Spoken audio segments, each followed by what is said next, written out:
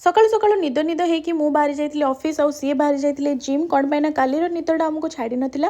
After 11:30 मु एटा खाइली से भी पुणी ड्यूटी टाइम रे कौन पाई ना मु ब्रेकफास्ट करनथि। ड्यूटी सारिक आसी रूम रे पहुंची गली आउ टिके फ्रेश हो सारिबा परे मते आज इच्छा हेतला टिके पखाळ खाइबी लंच रे तो चली गली प्रिपरेशन रे लागी पड़िली। प्रथमे आलू कोबी काटिकी तार गोटे भजा बनै देली बैसाखी तार एठी गोटे मिक्सचर रे चटनी बनै देला आउ दी भौणी मिसिकी पूरा बढ़िया से गोटे लंच माड पखाळ खाइ सारिबा परे जो निदटा आसे ना सांग माने ताको आ कंट्रोल बाहर तो सीधा पलैली बेड उपर शोई पड़ली। उठी सारिबा परे मते इच्छा हेतला कि टिके मिठा किछि खाइबी तो हस्बैंड को बर्थडे थिला से केक टिके बचिथिला तो सेटा खाइदेला। आंकु आज कौन हेछि मु निजे भी जानिनी इवनिंग रे टॉयलेट सफा करिवार निशाटा लागिछि। मु एठी पळे आसली टिके डिनर प्रिपरेशन लागी पड़ली।